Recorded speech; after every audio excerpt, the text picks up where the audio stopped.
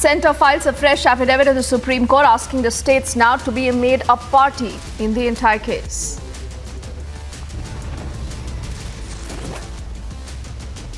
Star power on full display in the state of Karnataka. Kicha Sudeep and JP Nadda accompany Basavaraj Bommai earlier as he was filing his nominations.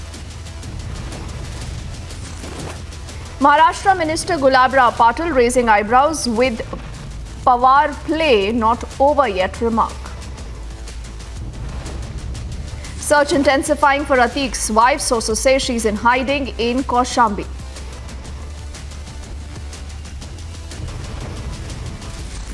And the Indians stranded in Sudan appeal for help from the government amidst the civil war.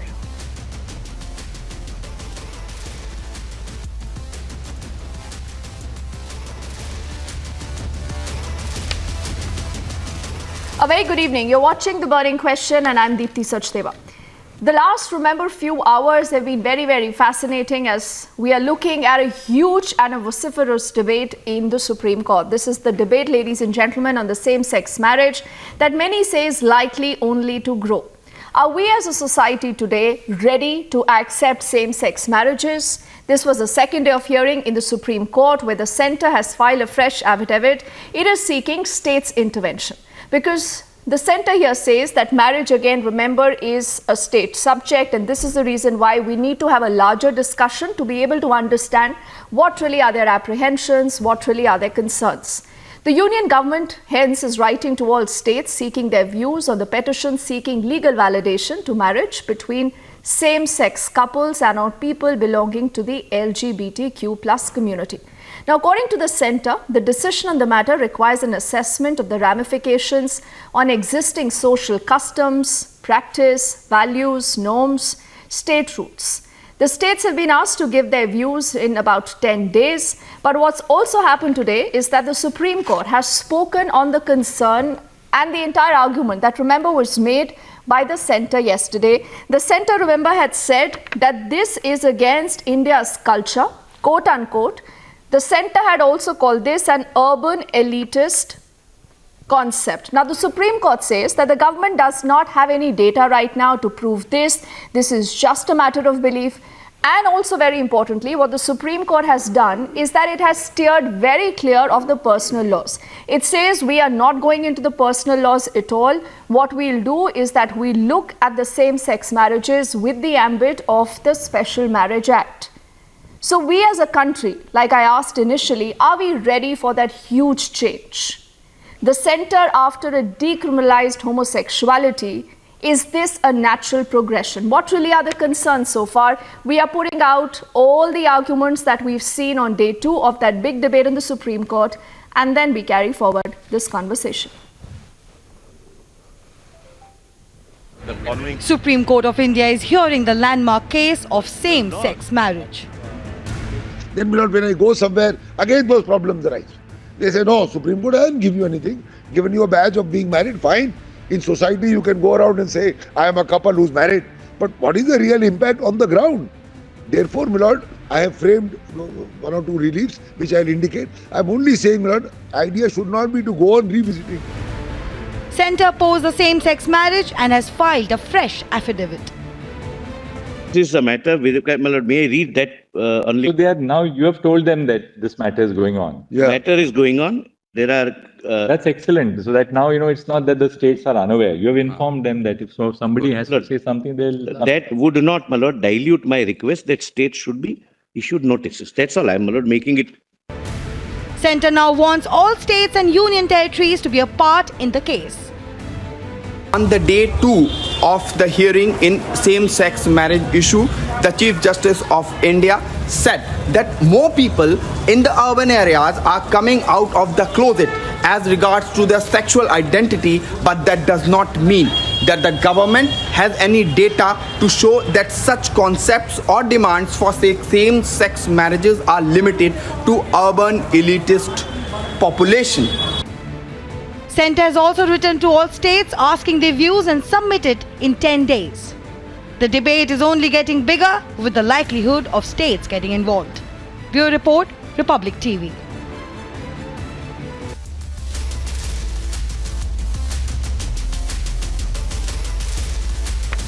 And also, ladies and gentlemen, the court very, very importantly here has been trying to make a distinction between the personal laws and the Special Marriage Act. It says for the moment it's only looking at this entire issue with the purview of the Special Marriage Act. But you would recall that the government, even on day 2, has kind of insisted that this is not the domain of the court. Instead, it's the domain of the parliament. That's an argument that has been made and pushed forward for the last few weeks as we've seen this huge debate. Desh Ratan Nigam is an advocate of the Supreme Court with us, along with Mithun Vijay Kumar, who's a political analyst on the broadcast from Calicut this evening. Harish Iyer, equal rights activist. Harish, it's good to have you back here on Republic. Prajeet PK is a queer activist also with us, and he's completing our panel. Let's get kick-started with Harish. Harish, day 2 of the arguments, how does it look? You know, when the court essentially is today saying, and it's telling the government that you had a concern yesterday saying that this is against India's culture. The centre had called this a quote-unquote an urban elitist concept. But the court today has made a distinction. The court is saying and asking the government, do you have any data to prove that? Because we don't have that. And the court essentially also saying, Harish, that this is essentially just a belief. How do you read into the arguments that we've seen so far on day 2, and what are you hoping for, Harish? So one hopes against hope that things would get better and we will have a positive verdict in our favor. I mean, we all are hoping for that. But I don't really understand this urban elitist things, because we have worked, at least I have worked in the grassroots. I've gone and spoken to people. Possibly they don't come out, and we people in bigger cities have the privilege of coming out. Our families might be more accepting, but that doesn't mean queer people don't exist everywhere. Queer people exist in every caste, in every religion, in every region of this country. Some of them have the privilege of coming out and speaking about it, because we possibly have the we belong in urban areas with access to friends and media and other things, but that doesn't mean that this is any way urban. And I don't understand the concept of elitist, the definition of elitist at all. But this is not an urban phenomena. People exist, queer people exist everywhere. I know of slums in Bombay where queer people exist. If this is not elitist, if you think that there are many people in the organization, Humsafar Trust and various other organizations who actually are from the slums. They are from they are from the lower strata of society. So there's nothing. I don't understand the concept of elitist, the definition of elitist. But if they mean that rich people, English-speaking people, that's very untrue. Even in urban areas, you have people from all stratas of society who are queer. And I think, Harish, that's exactly why the Supreme Court has said that this is just perhaps a part of a belief. So I don't think they're even buying into that argument. Before I open this up with both Desh Ratan Nigam and Mithun Vijay Kumar, Prajeet, why don't you come in? When the government argues that marriage is not a fundamental right, it's rather governed by personal laws. It says that, marriage, again, because it's a concurrent list, it's not a part of fundamental rights. It comes under the purview of states. So let's have a wider discussion, whether all state governments today are relatively ready to be able to accept this. Do you think that's a fair and a very, very balanced argument? Because clearly many would say that after decriminalization of homosexuality, Prajeet, this is a part of natural progression. But are we as a society, is our legal framework, is our legal system ready to accept it yet? In a simple term, I would say this is injustice. This is injustice to the entire queer people, queer community in this country. Because India has a tradition. India has a tradition of diversity and acceptance.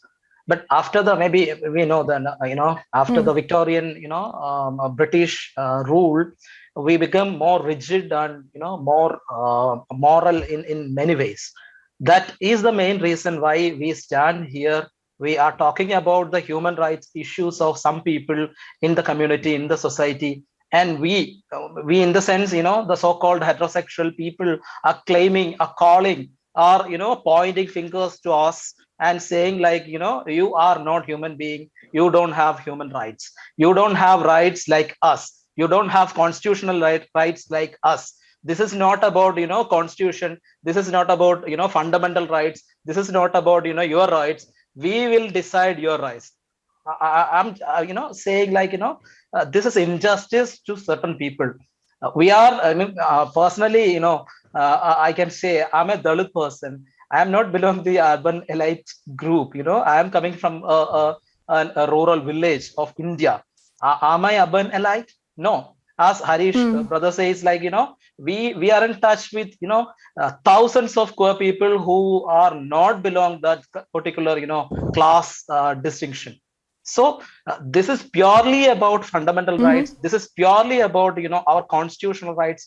They are only, seeing marriage as a, a registered entity. No, we are not talking about that particular marriage system. We are talking about the associated rights, related with marriage. So that's why we are bothered. So denying marriage, people are the so-called society, the government, the heterosexual people are denying our fundamental rights, our basic human rights. That's why, we are very hopefully expecting justice from Supreme Court, so that, we can also possess, we can also get, our fundamental, enjoy our fundamental rights. Oh, absolutely. Prajeet and Harish, no two thoughts about, I think, the sentiments that both of you gentlemen have expressed. But let me now listen in to the other side. What really has the government said and argued so far? And let's not forget, the petitioners have time till about tomorrow to be able to close their arguments. And then is where you will, in depth hear more arguments that have come in from those who are opposing this plea. And that includes the centre here. Deshratha Nigamji, because you're also a noted advocate, tell me one thing, sir. When the centre says that this is not a fundamental right, it's governed by personal laws, and the court right now does not want to get into the personal laws at all. It says we are not getting there. We will just look with the domain of the Special Marriage Act. Isn't that also myopic? Because there will be issues about, marriage and allied issues like inheritance, child rearing, childbearing, alimony, and much more. What happens to all that? Well, Deepthi, in fact, these are some very, very important and relevant issues, because in our culture and civilization, the relationship between same-sex was recognized. There is no doubt about it. However, they were not given the status of a marriage. We have 8 forms of marriage, but same-sex marriage is not given any recognition. Yes, India is changing, but whether India has changed enough is a question. Second question is whether it is within the powers and functions of the Supreme Court to legislate on a subject which is actually should fall within the parliamentary domain, because nobody has any data, neither the Supreme Court nor the 2 panelists that they have it out here, because they have but on that I have to come in here. Deshratha Nigamji, when you say that this has to be the domain of the parliament, you and I both know, everyone knows. Do you think parties like the RJD, parties like the JDU, parties like the Samajwadi Party will ever let this happen? I mean, or even the BJP for that matter, the Congress, will they ever go for this? We all know that the answer is negative. We all know what happened when it came to the issue of women reservation. Let me answer. This question requires a social answer. Politicians are very sensitive to people's opinion. If there is sufficient pressure so far as this same-sex marriage is concerned, and they think if they go against that popular opinion, they will lose their own seat, tomorrow the law will be created in the parliament and passed unanimously. However, there is no sufficient demand for this law from the general public. Therefore, they're not paying attention to it. And today, and let me now give you a legal argument. Any amendment to a particular act can only be done by the parliament. Now, if courts start amending the acts, now this is amendment. Why? Under the Special Marriage Act, although the word person is being used, however, if you look at the various other provisions, the age of bride, it talks about age of bride has to be 18 and that of bridegroom 21. Then who can file a divorce petition? Husband or wife.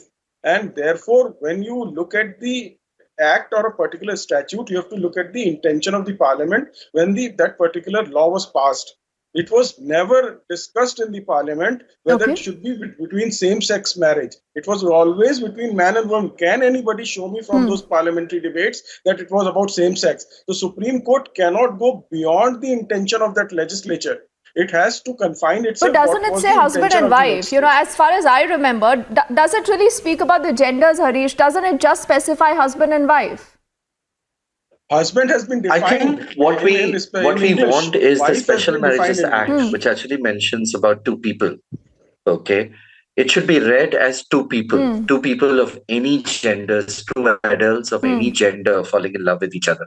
That's our ask. We are asking for the expansion to the interpretation of the Special Marriages Act to be interpreted in a way that any two people be allowed to get married to each other. So I'm not even talking about same-sex marriage here.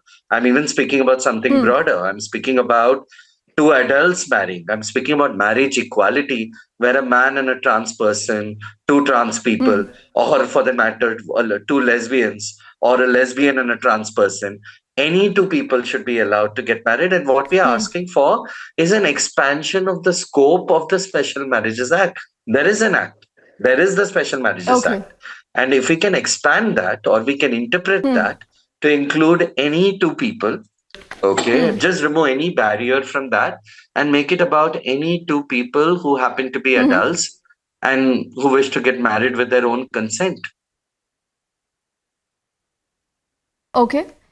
You know, I will have a counter to that, Harish, and I'll get Prijit also in just a moment. But Mithun hasn't spoken, so let's get his perspective on the debate also.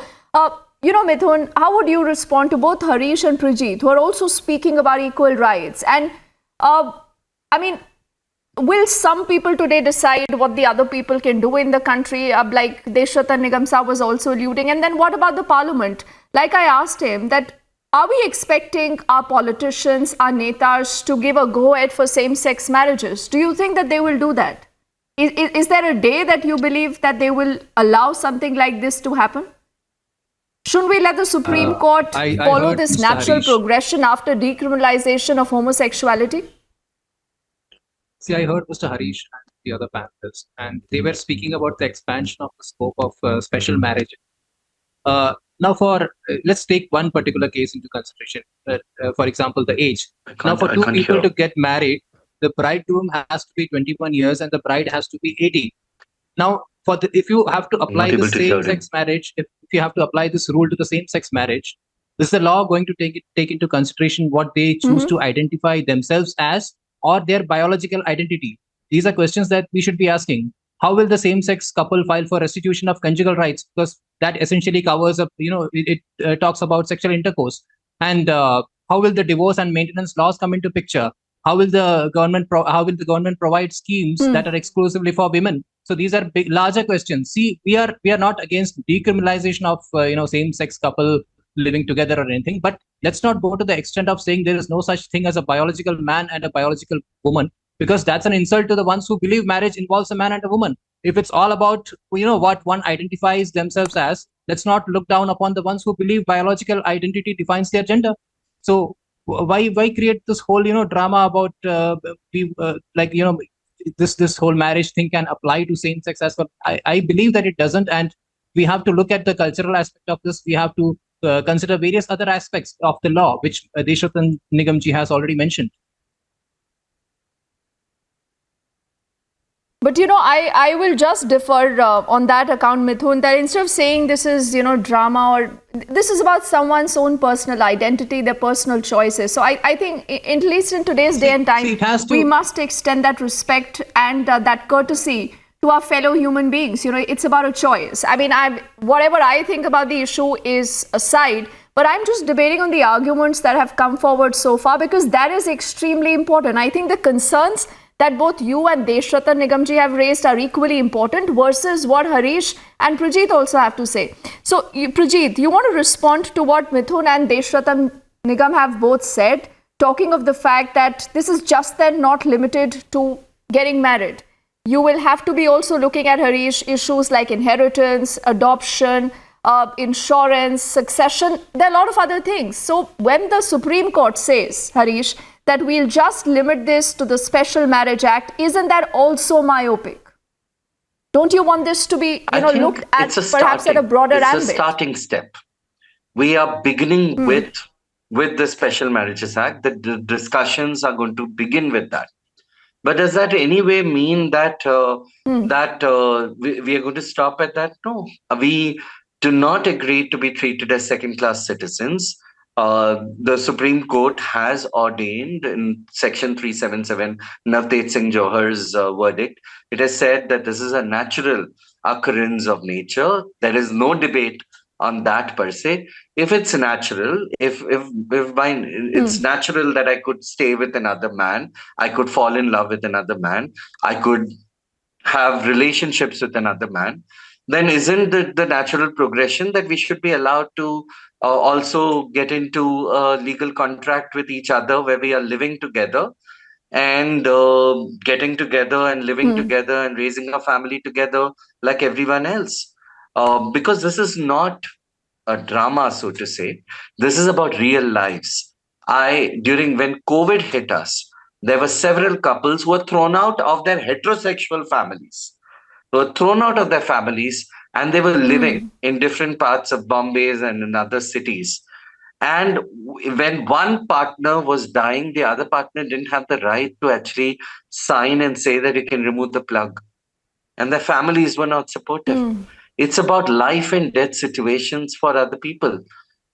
And when we are speaking about rights, these rights are about the right to companionship. Yes, we will get to the road as well. We'll speak about companionship, inheritance, and all those conversations will happen. But let's begin the journey with same-sex marriage. Let's begin the journey with marriage equality.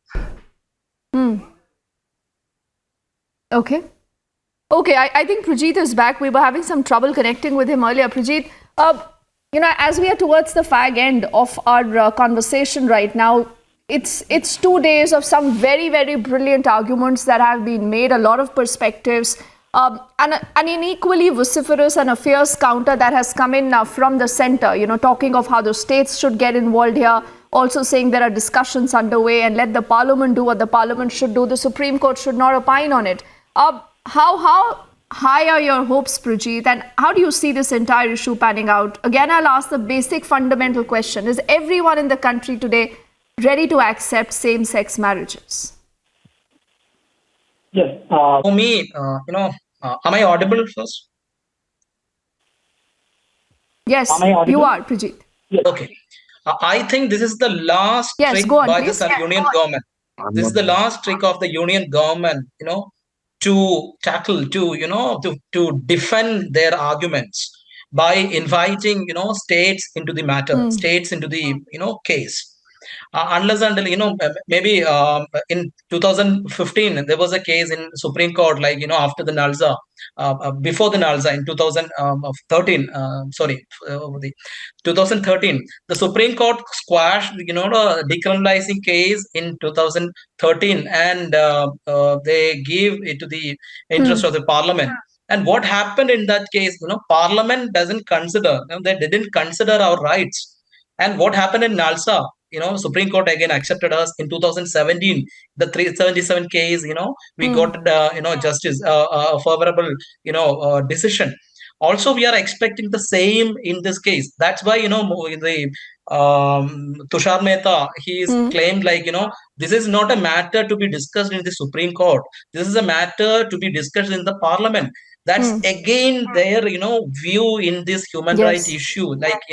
They have no interest to consider same gender marriage as a matter, as their consideration. That's why they are, seriously again and again, claiming inviting states into this matter. And, maybe after the entry of states, the case can be, there are chances it can be, prolonged to years. So that is again a problem for the queer community. So for the time being, Supreme Court must consider our, request and at least allow, Special Marriage Act, for, marriage and all. That's a matter, needs importance, and that's a matter of human rights issues. Okay. That's why we are, claiming and talking, discussing, conversating again about human right as key point in this issue. Okay. Can I come in for 10 seconds? All right. We've completely run out of time. Deshrata Nigam wants to come in. Only 5 seconds, sir. Only 5 seconds for you. So, the judgment should not make things complicated. It should simplify. Here, this judgment will complicate various other aspects. And secondly, if a judgment is ahead of its time, then it will go Sabrimala way and Jallikattu way. It will not be obeyed. Please remember that the way it happened ahead of its time. Okay. I think it all boils down to the culture versus the right debate. It's like the Supreme Court has heard day 2 of the arguments. I'm sure we here at Republic will have a number of other shows and conversations. I thank all of you, Deshrata Nigam, Mithun, Harish and Prajeet, for your time and your perspective. On the other side, we have more insight and more debates coming up. Don't go anywhere.